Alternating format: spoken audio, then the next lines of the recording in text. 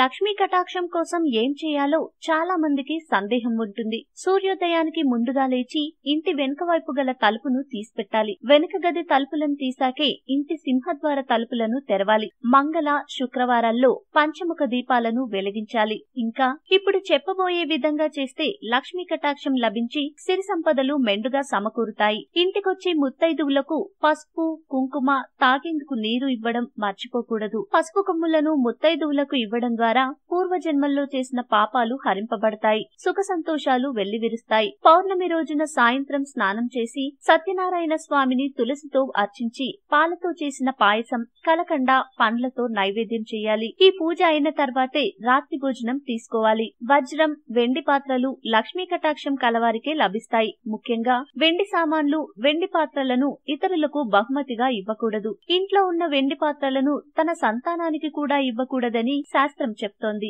లక్ష్మీదేవి ఆగ్రహించే ఈ పనులు ఎప్పటికీ చెయ్యరాదు. అసత్యాలు పలికే వారి వద్ద, ఇతరుల మనస్సును గాయపరిచే వారి వద్ద లక్ష్మీదేవి నివాసముండదు. ఇంట్లో వెంట్రుకలు గాలికి తిరగాడితే లక్ష్మీ కటాక్షం దక్కదు. బయటకు వెళ్లి కాళ్లను శుభ్రం చేసుకోకుండా ఇంటికి వచ్చే వాళ్ల ఇంట లక్ష్మీదేవి నివాసముండదు. తల్లిదండ్రులను లెక్క చేయని వారింట, గోళ్లు కొరికే వారింట శ్రీదేవి ఉండదని పురోహితులు అంటున్నారు.